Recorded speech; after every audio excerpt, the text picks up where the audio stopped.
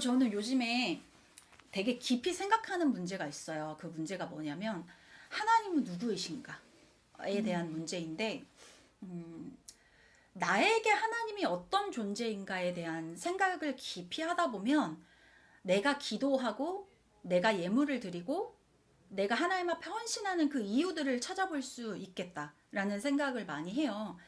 1,000번제나 1,000예물에 대한 나의 근본과 본질이 나의 성공과 나의 기도 제목에 내가 원하는 부합하는 응답에 있다면 나는 그걸 하나님을 로봇 취급하고 거지 취급하고 산타 할아버지 취급을 하는 거라고 밖에 볼 수 없다 생각을 하는데, 제가 얼마 전에 받은 은혜인데 그걸 잠깐 나눌게요. 나에게 하나님이 어떤 분이신가라는 생각을 하다가 문득 이런 생각이 들었어요. 내가 고아야. 예를 들어서 내가 고아인데 나랑 가장 친한 친구의 아빠가 너무나 좋은 분이야. 돈도 많고 뭐 하여튼 웬만한 걸 다 이루실 수 있는 분이다. 근데 내 친구의 아빠이기 때문에 나를 엄청 예뻐하시는 거야. 내 친구하고 같이 나를. 그래서 내가 이 사람이 내 아빠였으면 좋겠다라는 마음을 가지고 있는 거야, 이 고아가. 근데 결국에 큰 일이 터졌을 때 내 친구의 아빠는 내 친구를 돕는 내 친구의 아빠잖아요. 내 아버지가 아니잖아. 나에게 하나님이 그런 존재였다는 걸 깨달았어요. 내 친구의 아버지 같은 존재. 내가 잘 알고 내가 좋아하고 내가 사랑하고 내가 어떤 부분에서 사랑을 받고 도움을 받고 있지만 결정적일 때 내 친구의 아버지이신 하나님이셨더라고요, 내가. 근데 그게 나는 하나님이 나를 그렇게 남의 딸 취급하신다고 생각하는 시간이 되게 많았어요. 그 동백꽃필 무렵이라는 드라마에 보면 동백이가 자기 그 가게에 창문이 없어서 위에 계신 분이 자꾸 자기를 까먹는가 보다 이런 대사를 하거든요, 공효진이. 근데 저도 그 얘기에 되게 공감해요. 하나님이 나를 자꾸 까먹으시는 느낌이 있어서 제가 기도할 때 은연중에 자꾸 되뇌이는 말이 그거예요. 하나님 나 여기에 있어요. 근데 그게 내가 여기 있습니다 이게 아니고 하나님 나 여기 있어요. 안 보여요? 나 까먹은 거 아니죠? 내 차례인데 넘어간 거 아니지 지금? 막 이런 게 있었던 거예요, 제 안에.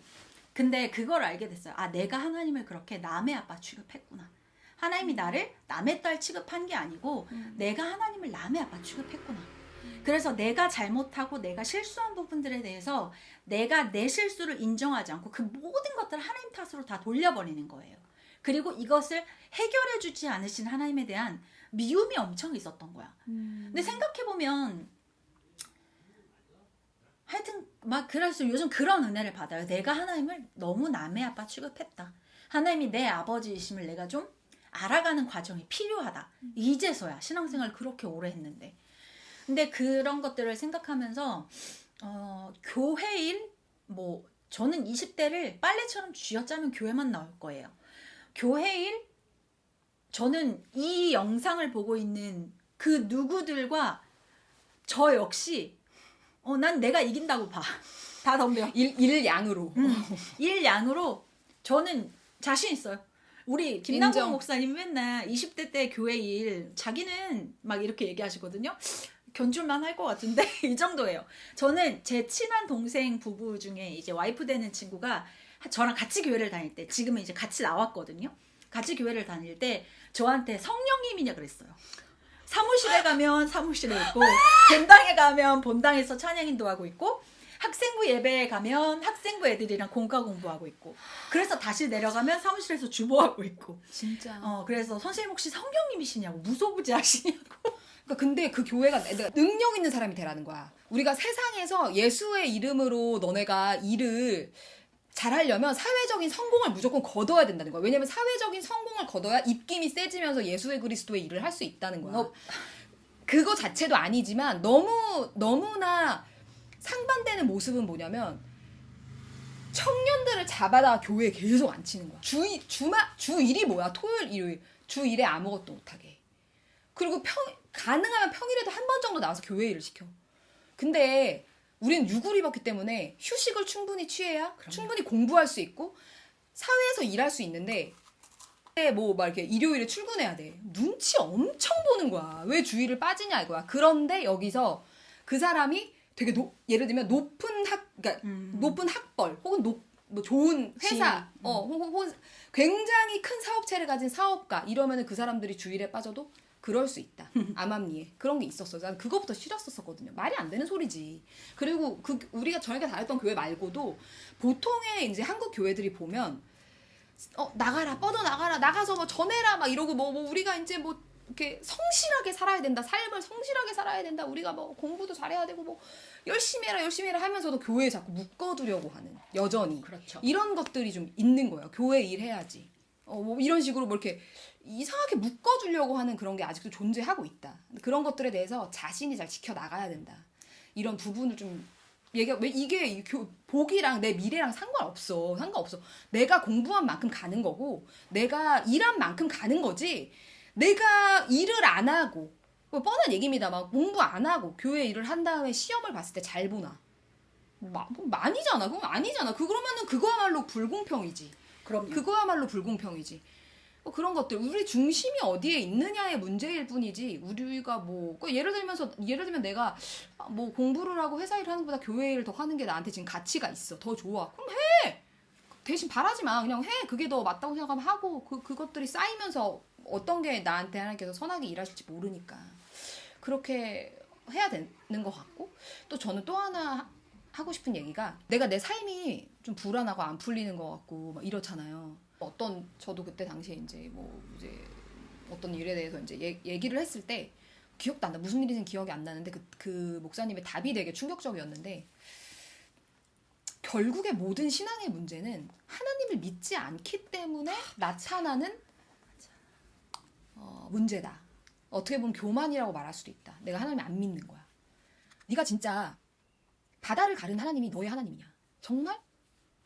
뭐 모세의 하나님이 진짜 네 하나님이냐 이거야. 그러면 그 능력을 가진 하나님이 너의 아버지라면 두려울 게 사실상 없는 게 맞지 않냐는 거지. 실질적으로 내가 하나님을 정말 그렇게 믿고 있다면 하나님께서 내 앞길을 그냥 막 진짜 열어주시는 게 아닐지라도 그 능력이 있으신 분이 하나님이라는 걸 인정하고 그분을 내가 참으로 믿는다면 내 삶이 풀리지 않아도 뭐 침묵하시는 이유가 있겠지. 뭐 이런 것들 그냥 나는 내 자리에서 성실하게 사는 게 그냥 맞지. 뭐 하나님께서 토기장이신데 내 그릇은 이만할 수도 있지. 뭐 깨끗한 게 중요하지. 누군가는 이만해서 큰 하나님의 어떤 일하심과 함께 뭐 저희가 지금 얘기하는 뭐 이제 기라성 같은 어떤 목사님들일 수 있겠죠. 역사에 남는 그렇게 일하시는 그릇으로 태어났을 수도 있고 나는 이만한 종직 그릇으로 만들어졌을 수도 있지. 그렇다면 나는 그냥 이 그릇을 깨끗하게 가져가서 끝끝내 하나님 앞에 서는 것이 나의 삶이지. 네 믿음이 정말 거기에 있다면 네 마음이 두려울 것인가에 대한 역질문을 저한테 하시는 거예요. 정말 믿냐고. 아브라함의 하나님이 너의 하나님 맞냐고. 모세의 하나님이 너 하나님 맞냐고. 댕 맞아가지고 내가 그때 머리를 땡 맞아가지고 맞네. 맞네. 그 전에도 막 들었던 설교죠 사실은. 우리 모세의 하나님, 아브라함의 하나님, 뭐 여호수아의 하나님, 주여 뭐 이런 기도도 많이 하잖아요. 근데 그게 어떤 기도의 주문처럼 나왔던 거지. 내가 그걸 진심으로 생각해 본 적이 나는 없었더라고. 네. 하나님이 누구신지 제대로 알면 오해가 없다는 그 말이 진짜 맞는 말인 것 같아.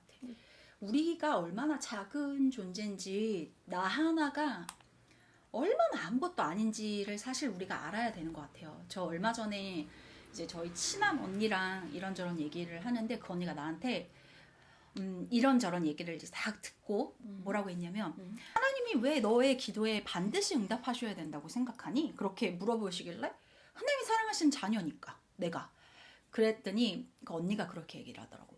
하나님이 너에게 어떤 분이시고 하나님의 크기가 얼마나 크신지에 대해서 가만히 생각해보는 시간을 좀 가지라는 거야 나한테. 하나님은 이 수많은 사람 중에 너의 기도를 귀 기울여 들을 필요가 없으신 분이라는 거야. 그럼에도 불구하고 나같이 작은 자의 기도를 듣기 위해 노력하시는 그 사랑을 알아야 된다는 거예요. 사실은 네가 어떻게 살든 하나님 관계 없으시다는 거야.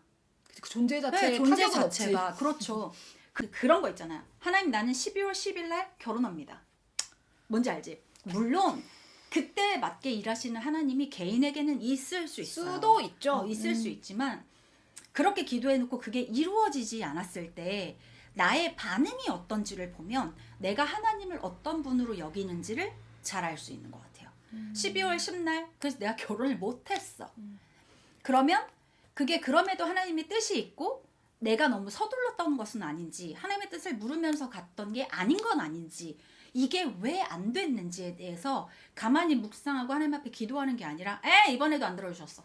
내가 그럴 줄 알았어. 막 이런 거 있잖아. 그래놓고 혼자 삐져가지고 한 달간 자기 혼자 방학 갔고 나의 기도의 어떤 결정적인 것들을 거절하셨을 때의 나의 마음을 보면 나에게 하나님이 어떤 분이신지 알 수 있는 것 같아요. 그러니까 이게 저는 자식을 키우면서 이렇게 알 수 있는 내용인 것 같은데 저희 도연이가 이제 저희 아들이 초2인데 그러니까 절대 들어줄 수 없는 어떤 부탁을 할 때가 있어요. 저한테 엄마 뭐 이렇게 하면 안 돼, 이렇게 하면 안 돼. 근데 내가 봤을 때는 절제가 없어 지금. 막 예를 들면 엄마 나 게임 10분만 할게 뭐 이런 거 10분 시켜줄 수 있지. 그러나 전반적으로 걔의 삶에서 절제해야 하는 순간이야. 내가 봤을 땐 그러면 안 돼. 10분인데? 아니 시간이 문제가 아니야. 왜 시간이 문제가 아니야? 그럼 내가 설명을 해. 못 알아들어. 그럼. 더 이상 설명 안 해. 어찌됐든 아니야. 오늘은 휴일이 아니고 넌 이미 약속된 시간을 했기 때문에 더 이상은 안 돼. 너무 서운해하는 거야. 어떻게 10분도 안 하게 해주냐고. 근데 내가 그냥 걔 하루를 큰 그림으로 봤을 때 절제해야 되는 순간인 거야. 걔는 그때가. 그러니까 그런 것 때문에 뭐 이렇게 거절하기도 하고 제가 정확한 말로 거절하기도 하고 침묵하기도 하고 네가 지금은 꼭 똑같은 문제가 아니더라도 지금 네가 알아들을 수 없으니 지금은 그냥 엄마 말을 따라와. 그리고 지금 이 순간에 지금 너한테 설명할 시간이 없으니 그냥 가만히 있어. 왜요? 뭐 예를 들면 이렇게 하게 되거든요. 그러니까 하나님이 그렇게 일하시는 거라고 저는 생각이 들어요. 우리들한테 내가 한낱 인간인 나도 내 자식을 위해서 쭉 생각해서 절제가 필요하면 들어주지 않을 때도 있어. 아니 그만해 라고 말할 때도 너의 얘기는 절대 나한테 통하지 않아. 그만해. 절제해야 되는 순간이야. 뭘 이러면서 나가지만 너무 가엽고 귀엽지만 안아주진 않는 거야. 그냥 그대로 가. 서운한 마음 네가 조금 이겨내. 그것도 훈련이야. 왜냐면 스스로 이겨내보지 않으면 앞으로 이기질 못하거든. 걔는 성장하면서 맨날 나한테 기대지. 그러니까 그런 모든 것들을 생각할 때 정말 하나님은 매 순간 우리를 위한 선택과 방향으로 가고 계시다. 이것에 대해서 진짜 신뢰하면서 가야 되는 것 같아요. 맞아요. 왜 그 크신 하나님이 나 하나에 이렇게 노력을 하시는지를 우리가 알면서 갈 필요가 좀 있겠다. 저는 요즘에 좀 많이 느껴요. 그것은 바로 사랑. 네. 근데 진짜 하나님은 사실 우리를 사랑할 필요가 없는 존재시거든요. 나 하나의 인생이 어떻게 되든 하나님은 그럴 필요가 없으신 하나님이신데 우리가 너무 과분한 사랑을 받고 있다는 걸 과분의 정도가 아니죠. 그거를 우리가 너무 자주 잊어버리고 있다. 그러면 이제 아까 잠깐 얘기했던 것처럼 실제로 우리의 일들이 뭐 하나님 우리 아이가 서울대학교에 가게 해주세요 라고 고3 내내 기도한 엄마가 있다 치자. 그래서 아기가 충분히 있을 수 있죠. 진짜 서울대를 갔어. 자, 이 하나님께서 이루어 주신 거죠. 큰 틀로 보면. 그래서 그분이 이제 막 간증을 하시는 거야. 내가 이렇게 했다, 이렇게 했다. 하나님이 어떠한 나의 정말 간절한 기도를 이루어 주셨을 때 그때 우리의 반응에 대해서 좀 저는 얘기할 필요가 있다고 생각해요. 저희 담임 목사님이 항상 하시는 얘기가 한국 교회를 망쳐놓은 두 가지가 있는데 그 중에 하나가 간증 집회라는 거예요. 근데 이제 그게 사실 간증이라는 게 하나님이 내 기도를 이루어 주셨을 때 하는 거잖아. 우리 되게 많이 듣지 않아요? 간증 집회? 근데 그 간증 집회가 잘못됐다는 거예요. 지금은 많이 없어졌어. 네, 그쵸? 지금은 좀 추세가 그래도 근데 옛날에는 진짜 무슨 교회 오후 예배 무슨 그렇게 오시잖아. 예배 대신했잖아요. 심지어 간증을. 간증을. 근데 그 간증이라는 건 하나님이 나에게 이렇게 일하셨다라고 얘기를 끝내버리면 절대 안 된다는 거예요. 이건 이제 저희 담임 목사님 얘기인데 저는 그 얘기에 전적으로 동의해요. 왜냐면 얘랑 내가 같은 연도에 같은 나이의 아이들을 두고 있어서 둘이 똑같이 서울대를 위해서 기도했는데 얘는 됐고 나는 안 됐어. 심지어 내 애는 재수를 해. 근데 얘가 그렇게 이루어 주셨다고 간증을 하고 다닌다고 우리 예를 들어 보자고요. 그럼 나는 뭐냐는 거야. 실패한 나는 실패한 기도를 한 사람이냐는 거지. 간증이라는 거는 나의 성공, 하나님이 나의 기도를 이루어 주셨다에 초점을 맞출 게 아니라 그렇게 이루어 주셨기 때문에 앞으로의 삶을 하나님 앞에 어떻게 살아갈 것인가를 얘기해야 된다는 거예요. 이거를 하나님이 내 기도를 이렇게 해서 들어주셨다로 끝나버리면 실패자가 생긴다는 거야. 근데 저는 그 얘기에 100% 동의해요. 그래서 그럼 앞으로 어떻게 살아갈 것인지에 대한 얘기들을 나누어 볼 때 하루하루에 대한 이야기를 빼놓을 수 없다는 거예요. 나는 아직도 되게 마음이 아픈 얘기가 그 전에 교회 다닐 때 우리 학생회 아이 중에 하나가 음악을 하는 친구가 있었어요. 랩을 이제 힙합을 하고 싶어하는 친구였는데 그 당시에 BY 때문에 막 뒤집어졌을 때예요. 막 기독교가 이런 인재를 막 이럴 때란 말이야. 근데 이제 자기가 나한테 전화를 해서 언젠가는 반드시 BY 같은 래퍼가 되겠다, 성공하겠다. 지금은 내 삶이 이렇지만 그렇게 되겠다는 거예요. 그래서 내가 그 얘기를 가만히 듣고 있다가 너의 삶이 지금 어떤데? 그랬어요. 그랬더니 자기는 지금 편의점에서 시간당 얼마짜리 일을 하고 있고 아직도 이렇게 뭐가 되려고 하는 게 없고 너무 갈 길이 멀지만 자기는 언젠가 반드시 하나님의 일을 할 거라는 거예요. 그래서 제가 통화를 하면서 그 얘기를 했어요. 그럼 지금 그 편의점에서의 일은 하나님의 일이 아니야? 그랬더니 아니라는 거야. 그러면 오늘 너의 하루의 대부분을 보내는 시간이 어디야? 그랬더니 편의점이라는 거예요. 그런데도 편의점에서의 모든 일이 하나님의 일하심 속에 없는 거야? 그랬더니 너무 이제 결론은 하나님의 일이라고 하기에 너무 초라하다는 거야. 그래서 그러면 너의 간증은 네가 BY 같은 래퍼가 됐을 때 가능한 거야? 그랬더니 그렇다는 거예요. 저는 거기서 지금 내가 섬기고 있는 현 교회가 정말로 잘못된 방향으로 가고 있구나를 확실히 깨달았어요. 어떻게 생각하세요? 맞는 거라고 생각합니다.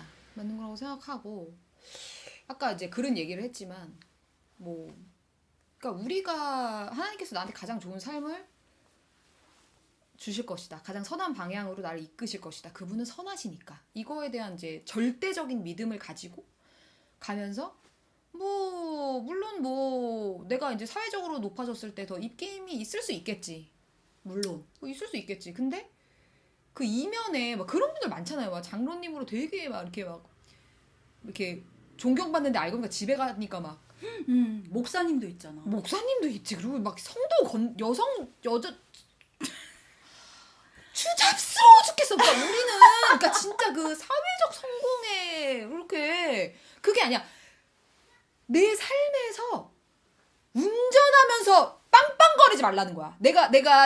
제가 존경하는 목사님들의 공통적인 그게 우리 목사님도 뭐 이루고 이런 걸 열심히 하는데 그거 하지 말라는 게 아니라 중요하지 않다는 게 아니라 막 내 사명은 엄청 커가지고 막 이렇게 해가지고 이렇게 이루고 이거 말고 지금 네가 가지고 있는 사명은 네 삶 속에서 예수를 흘려보내는 거야. 그게 쓰임받는 거예요. 너가 성공을 해서 돈을 많이 기부하고 이게 귀하지 않다는 게 아니라 지금 너가 지금 성공이고 일단적으로 간에 네가 지금 한 발 뛸 건 주차 때문에 욕하지 말고 뭐 운전하면서 범법하지 말고 또 뭐 우리가 운전할 때 이제 주로 참 이게 안 되니까 이제 말씀을 하신 건데 운전하면서 화내지 말고 뛰어든다고 빵빵대지 말고 양보하고 뭐 이런 것들 우리가 손해봐라 쉽게 말하면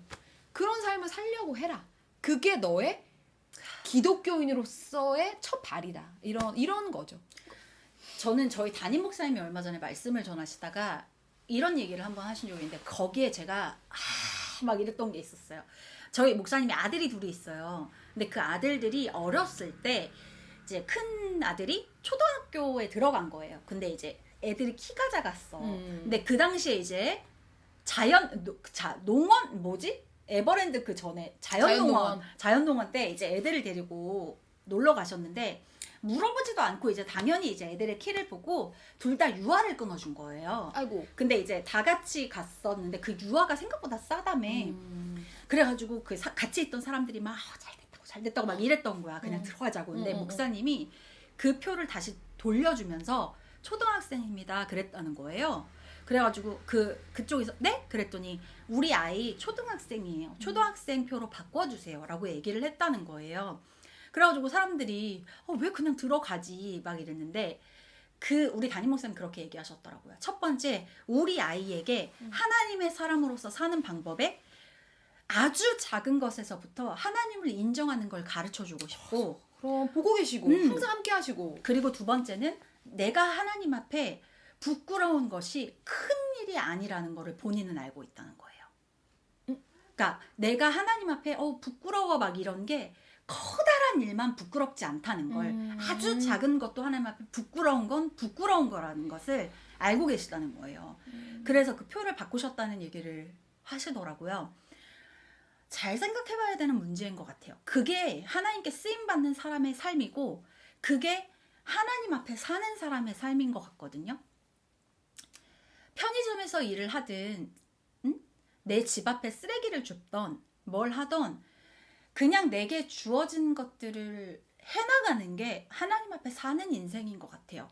물론 나의 큰 기도 제목을 들어주셨을 때 그 감사함을 높이는 것 또한 귀한 일이지만 하나님이 나의 기도를 이루어 주셨다라고 간증할 만한 어떤 사건이나 내가 지금 일하고 있는 이곳에서 예수를 흘려보내는 사건이나 저는 그 크기가 다르다고 생각하지 않아요. 지금 여러분이 혹시 나 참 비참하다라고 생각을 하실 만한 상황이 처해 있을 수 있다고 생각해요. 저도 얼마 전까지 그랬고, 근데 저는 그때마다 그 생각을 했어요. 하나님, 그래도 내가 이 안에서 나를 통해 하나님을 발견할 수 있는 어떤 일들만 있다면, 그래서 내가 이곳에서 최선을 다할 수 있게 하신다면 나는 그걸로 지금 만족합니다 라는 기도를 계속 했었어요. 요즘에 교회에서 되게 자주 하는 찬양이, 여러분 다윗과 요나단 알아요? 20대는 당연히 모를 거고, 다윗과 요나단이라는 찬양 그 CCM 팀이 있어요. 팀이 있지. 그 분들의 찬양 중에 이하루도라는 찬양이 있어요. 그 소진영 간사님이 인도하는 것만 듣다가 저 그 CCM 듣고 깜짝 놀랐거든요. 이렇게 촌스러울까 싶은데 들으면서 눈물이 너무 나는 거예요. 이하루도 강건하게 하소서, 이하루도 정직하게 하소서, 나를 슬프게 만드는 이들에게 평안을 빌게 하소서, 이런 가사가 있거든요. 그게 그리스도인의 삶이라는 거예요. 우리 목사님도 아침에 눈을 딱 떴을 때 하루가 시작되는 게 기적이라고 말씀하셨거든요. 맞지? 너무 맞죠? 기적은 멀리 있는 게 아니고 나의 기도의 응답은 크고 작음이 있지 않다. 물론 사람인지라 저도 되게 많이 실망해요. 어떤 일들이 이루어지지 않았을 때 저도 되게 여전히 많이 실망하고 그걸 여전히 하나님과 연관 지어요. 근데 그럴 때 여러분, 내가 실수한 부분은 내가 하나님 공평하신 분이기 때문에 누구의 삶에 갑자기 끼어들어서 그 사람의 삶만 어떻게 확 이렇게 그렇게 해주시는 하나님이 아니시거든요. 하나님 공평하시고 하나님 스스로가 전능하신 하나님이시긴 하지만 그 시간을 뛰어넘지 않기로 작정하셨고 그 시간 속에 사람과 함께 하기로 하나님 스스로 작정하셨기 때문에, 물론 아주 특별한 케이스는 있을 수 있지만 우리 한 사람 때문에 시간을 멈추신다거나, 지금 이 시대에 우리 한 사람 때문에 갑자기 그 사람의 삶에 중간에 끼어들어서 그 삶을 180도 돌려버리신다거나 이런 일은 잘 없다는 거. 그냥 우리가 살아가면서 일어나는 모든 일들이 우리의 실수일 때가 많고 우리가 하나님 앞에 묻고 가지 않았을 때가 많을 뿐이지, 대체적으로 하나님이 우리에게 하시는 일보다 그냥 우리가 실수하는 일이 많다. 하나님은 섭리를 깨지 않으시고 그 섭리를 어기고 실수하는 건 대체적으로 나의 문제다. 그리고 그 기도를 하나님께서 들어주지 않으셨을 때 넘어지고 실망하고, 하나님 진짜 맨날 나만 까먹어, 하나님 진짜 막 내가 맨날 내 기도 들어주지도 않으셔 하는 어떤 나의 반응을 볼 때 나에게 하나님이 어떠한 분이신지 알 수 있다 라는 걸 좀 간증과 엮어서 얘기해보고 싶었어요. 간증이 또 보통 이제 성공자들이 하기 때문에 그렇죠. 성공자. 세상적인 성공자. 그러니까 내가 뭐 정말 이제 저는 새로운 사람, 예를 들면 알코올 중독자였다가 그걸 이겨냈어요. 이런 거보다도 예를 들면 마약 중독자였다가 하나님의 은혜로 저는 이제, 그래서 이런 거보다 제가 아들이 셋이 있는데 다 뭐 MBA를 갔습니다. 아니면 뭐 제가 굉장히 가난했지만 사업이 터졌습니다. 뭐 이런 분들이 보통 했었었기 때문에, 그러니까 성공에 목말라 있는 우리 사회적인 분위기도 있겠지만은 그런 것들이 많았었는데, 우리가 진짜 사회적인 성공 이런 거랑 믿음이 완전히 분리시켜라라는 건 아니고 무엇이 정말 더 중요한가, 맞아요. 뭐 이런 것들을 좀 생각해 보면 좋겠다 이런 생각이 드네요. 오늘 깨어 있는 우리 모두가 간증을 할 수 있는 하나님의 사람이라는 거 꼭 기억해 주셨으면 좋겠습니다. 좋아요? 아니야? 구독? 좋아요? 알림 알림 설정. 설정.